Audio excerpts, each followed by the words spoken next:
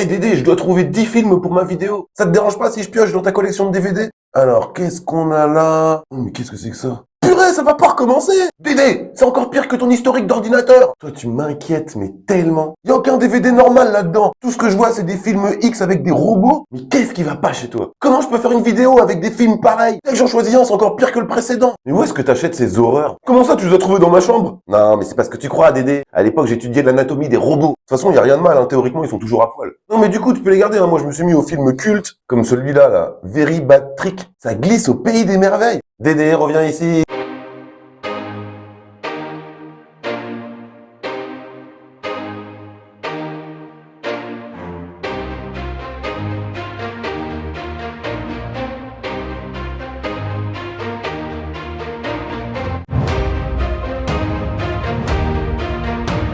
Bonjour et bienvenue dans les critiques christiques, nouvelle année, nouveau concept. J'en avais déjà parlé dans une vidéo antérieure, à savoir faire 10 critiques sur 10 films. Donc au final, sur 100 films. Je tiens tout de même à préciser que les longs métrages choisis ne sont pas forcément des chefs-d'œuvre ou des films cultes. Il y en aura aussi, t'inquiète pas, mais aussi pas mal de films normaux entre guillemets. Je donne la chance à toutes les œuvres que j'ai appréciées par le passé, bonnes ou mauvaises. Et cela dans un ordre totalement random. Ce n'est pas un classement et il y aura à boire et à manger. Donc sans plus tarder, on commence ce cycle, saison 1, épisode 1, sur les 10 premiers films. Je vais tenter de ne pas trop m'étaler, sinon cette vidéo va être interminable. Ce ne sera pas une analyse complète sur chaque film, mais c'est juste pour le kiff. Car quand la plupart de ces œuvres sont sorties au cinéma, je ne faisais pas encore de vidéo. Et j'aurais aimé donner mon avis. Et ben là, c'est un rêve qui se réalise. Ah, le relou. Voilà, bon visionnage. Qu'est-ce que je vais bien pouvoir regarder aujourd'hui? Matrix? Ah non, déjà vu. Sinon, il y a Matrix. Ah ouais, mais j'ai trop pas aimé. Allez, à dégager. Ou alors on a qu'à mater Matrix. Non, genre on vit dans un monde simulé par les machines. N'importe quoi. Ah, je sais, Dédé, bouge pas.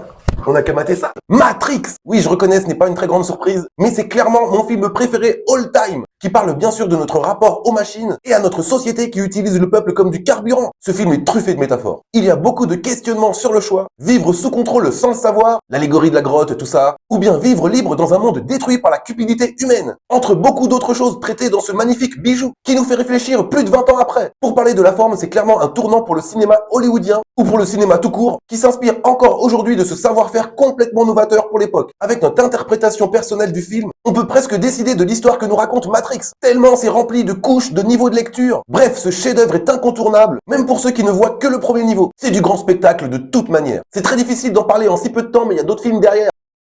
Tu veux qu'on regarde Terminator 2? Ah ouais, mais j'ai pas vu le premier. Après, je pense pas que ce soit trop grave, hein, vu la dope que ça doit être. Des robots du futur. N'importe quoi. Terminator 2. Avec Retour vers le futur 2, c'est l'un des seuls films que je connaisse qui arrive à faire aussi bien, voire mieux que le premier volet. Terminator premier du nom avait mis tout le monde d'accord à l'époque, mais avec le deuxième opus, on est sur ce qu'il se fait de mieux en termes de science-fiction. Le T-1000 campé par Robert Patrick est inoubliable. Quand le film est sorti, j'étais en 5e, et je me souviens que ma maman m'avait dit que si j'avais pas la moyenne au prochain contrôle de maths, je pouvais oublier Terminator 2 au cinéma à tout jamais. Le pire, c'est que j'étais hyper nul en maths. Je devais avoir 5 ou 6 de moyenne à tout casser. Du coup, ce jour-là, j'ai eu 15 sur 20. Le pouvoir de James Cameron sur ma moyenne en mathématiques était juste incroyable. Les cascades, les effets visuels, la très bonne idée de transformer l'un des pires vilains ever en protecteur était super risquée mais tellement pertinente, avec un Schwarzy ultra badass. Et aussi avec ce duo, voire trio qui marche trop bien. Les 3 climax du film sont top et on en sort lessivé mais dans le bon sens du terme. Un chef-d'œuvre à mes yeux.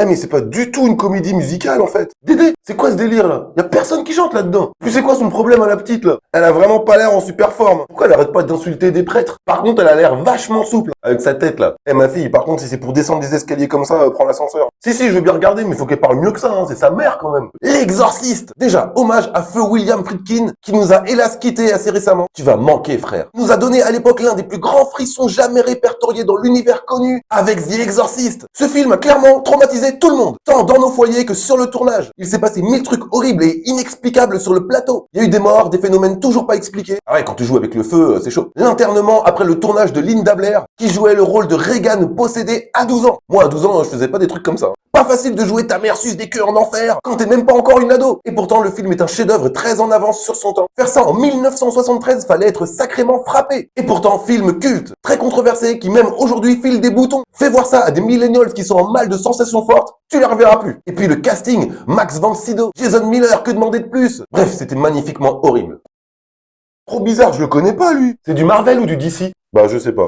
En tout cas, ils l'ont pas mis dans les Avengers ni dans la Justice League de Zack Snyder. Ah, j'ai vérifié. Quand c'est pour nous mettre du Barry Allen et du Peter Parker, là, il y a du monde, hein. Mais dès que ça explose des têtes, il y a plus personne. Robocop! Celui de Paul Verhoeven, hein, parce que l'autre... Quand j'étais petit et que j'ai maté le VHS de Robocop, je m'attendais juste à une sorte de super-héros très terre à terre, en mode justicier, point à la ligne, mais c'était sans compter sur la vision de Paul Verhoeven. En effet, un film avec un cyborg qui tue des méchants m'aurait déjà comblé à l'époque. Dans l'optique où c'était bien écrit, eh bien ça a dépassé mes espérances. C'était violent, cynique, une très grande lucidité de la part de Paul Verhoeven sur la société décadente de l'époque et surtout sur celle qui sera la nôtre aujourd'hui. Ce gars était un visionnaire, même si en vrai nos cyborgs c'est plus des iPhones, mais quand même traiter ce genre de sujet sur fond de super-héros métallisés, c'était très très fort. Même à l'époque, je suis parvenu à déceler des messages sociétaux très largement pointés du doigt dans le métrage, alors que je n'y connaissais rien. Moi je voulais voir la bagarre. Et pourtant ce film m'a ouvert les yeux sur les dérives de l'ultra-protectionnisme, d'un état policier et de la militarisation robotisée, pour soi-disant contenir les dérives du peuple. Ça te rappelle rien cette histoire? Tout ça en toute impartialité. Et on voit déjà dans ce film que cette technique ne marche pas. Les humains restent des humains, avec leurs failles, leurs défauts. Ça rejoint presque le propos de Matrix et même de Terminator. Car c'est le fond du problème depuis le début. Bref. C'est chaud d'aider de marcher sur un fil, là, je suis pas un funambule. Et si j'avais su, j'aurais pas bu de la vodka avant de venir. Oh putain! Oula, rien à voir. The Walk. The Walk est un film dont on ne parle pas beaucoup, alors que moi je l'ai trouvé splendide à tout niveau, avec ce défi de malade, à savoir tendre un câble entre les deux tours jumelles du World Trade Center en leur sommet et de faire le funambule plusieurs fois. Avec un Joseph Gordon-Levitt totalement habité par son projet, il joue super bien l'artiste, avec un désir surdimensionné, qui quoi qu'on lui dise ira jusqu'au bout. En plus, c'est inspiré d'une histoire vraie, le mec il a vraiment fait ça. Et le film se découpe en deux parties. La première, c'est d'établir un plan pour pouvoir tendre un câble entre les deux tours sans se faire choper par la sécurité. Et une fois qu'ils ont réussi, on voit dans le film que c'est super compliqué de réussir à tendre un câble. Il y a plein de petits détails auxquels on n'aurait pas pensé. Donc c'est ultra technique. Faut trouver un moyen que ça tienne, que ce soit sécurisé. Et même là, je le fais pas. Tout ça dans l'illégalité la plus totale. Et dans une deuxième partie, on stresse pour lui car on se dit qu'il va tomber, car il a volontairement enlevé la petite attache reliant sa cheville à la corde pour plus de sensations. Dans The Walk, on a de très beaux plans des tours, d'en haut comme d'en bas, qui fichent le vertige à n'importe qui. C'est génial, ça brise le quatrième mur en plus. Si tu n'as pas encore vu cours sur un câble, c'est méga satisfaisant. Yippee motherfucker. Ça veut dire quoi ça? Eh Dédé, j'espère que c'est pas une de tes incantations cheloues pour qu'on se transforme en caniche juste derrière. Eh, y a le mec qui joue dans Love Actually, Hans Gruber. Il a pas l'air aussi gentil que dans le film. Dédé, viens, on se regarde ça. Pardon?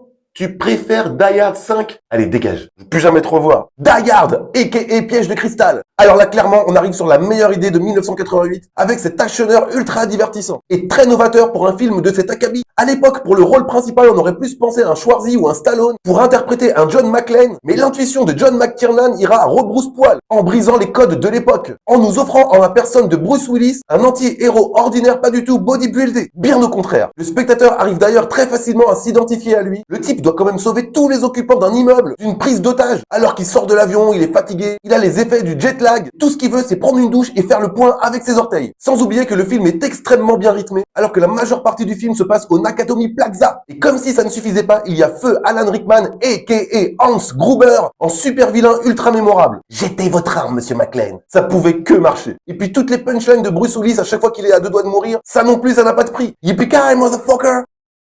Dédé, tu fais quoi là? Tu recomptes ta collection de boomerangs, d'allumettes et de cuillères? Non, vas-y, c'est juste que j'ai des amis qui voulaient t'inviter à dîner, c'est tout. Ouais, c'est ce soir, je leur ai parlé de toi. Ils ont trop hâte de te voir. Ah si, il faut que tu viennes, on va passer une très très bonne soirée. Le dîner de cons. Voilà un film français parfait. Ce huis clos ultra connu est un bijou, par son humour, son comique de situation, qui ne cesse de progresser à mesure que le métrage avance. Le duo d'acteurs Pignon-Brochant est incroyable, avec Feu Jacques Villeray au sommet de son art, qui à la base veut bien faire. À chaque fois qu'il est touchant et émouvant, la seconde d'après, il nous fait une dinguerie. J'avais dit à gauche, Pignon. Toutes les répliques sont cultes. Marlène Sasseur jouée par Catherine Fro, Cheval joué par Daniel Prévost, Juste Leblanc, il a pas de prénom. Juste Leblanc joué par Francis Huster. Non, il s'appelle Juste et c'est juste son prénom. Votre prénom à vous, c'est François, c'est Juste. Et ben lui aussi, c'est Juste. Allez, on a assez perdu de temps. Depuis qu'il est sorti, je le regarde plusieurs fois dans l'année, je ne m'en lasse pas. En plus, t'as pitié de Brochant qui est joué par Thierry Lhermitte, qui passe le pire instant karma de toute sa vie. La classe mondiale. Là, je crois qu'on vient de repousser les limites. Faut que j'arrête. C'est comme ça depuis une heure, ça n'arrête pas. Il a viré ma femme. Bah oui, vous me dites l'autre fois, elle va débarquer, l'autre fois, elle va débarquer. Mais de qui il parle? Désolé, pardon, j'avais envie de me faire un gros kiff. Et encore, hein, j'ai pas dit les meilleurs. Dédé, je vais te faire un tour de magie, viens ici. Non, tu mets un pantalon et tu viens ici. Vas-y, choisis une carte. Non, mais tu me la montres pas. Moi, vas-y, choisis-en une autre, espèce d'abruti. Je vais essayer de la trouver, tu la remets dans le tas. Vas-y. Attention, nanani, nanana. C'est celle-là? Non. Alors, attends. Celle-là. Quoi? C'est impossible. Tu te moques de moi ou quoi, là? C'est sûr, c'est celle-là, mon gars.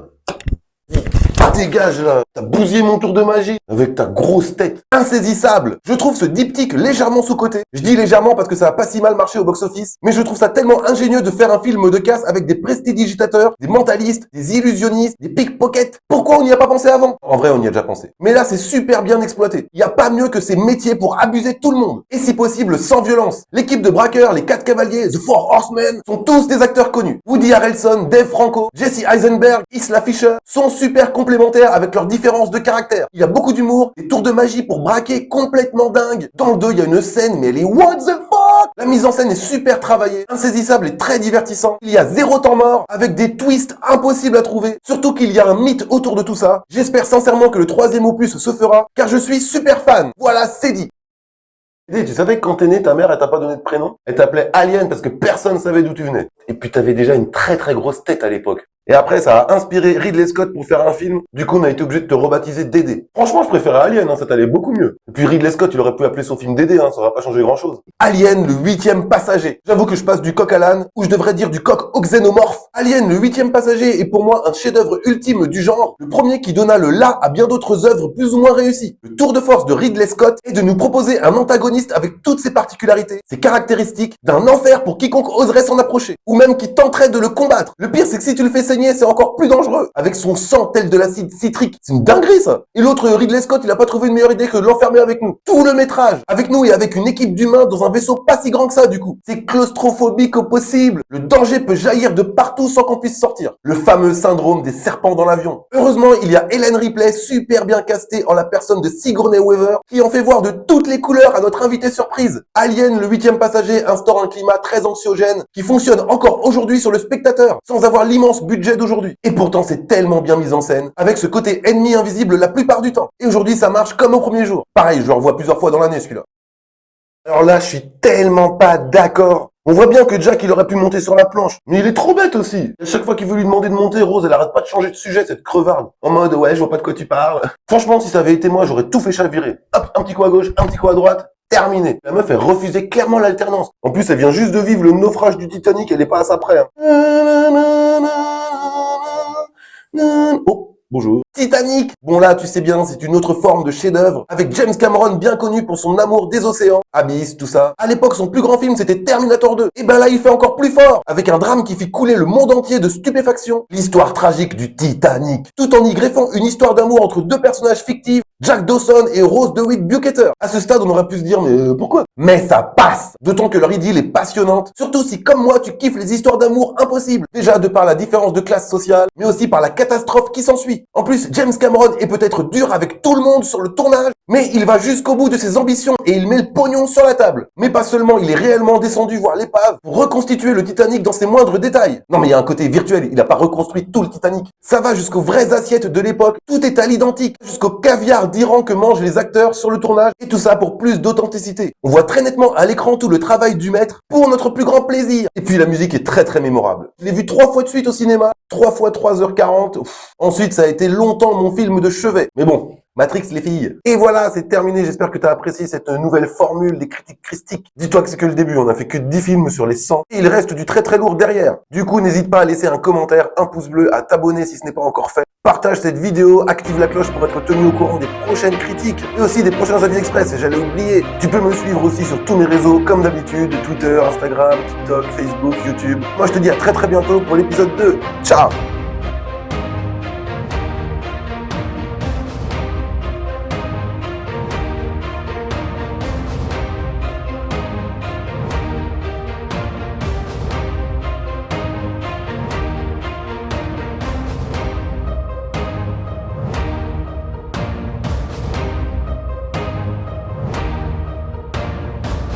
Ça y est, Dédé, j'ai fini ma vidéo, j'ai réussi à trouver 10 films corrects. C'est pas grâce à toi, Dédé. J'ai dû les emprunter à la voisine. Oui, la voisine, là, celle qui veut plus jamais te voir. D'ailleurs, j'ai un date avec elle demain soir. On va aller au resto, pourquoi? T'as raison, Dédé, jamais tu viens avec nous. Toi, tu restes là, mon gars. Non, bah parce que c'est comme ça. Tu te rappelles pas la dernière fois que j'ai ramené une fille à la maison? Elle a porté plainte direct contre toi. Je sais pas ce que tu matais comme film, mais elle est partie en courant. D'ailleurs, à l'heure où je te parle, elle court encore. Maintenant, mes rendez-vous, c'est à l'extérieur et à minimum 30 km de toi. T'es trop un danger pour les relations humaines.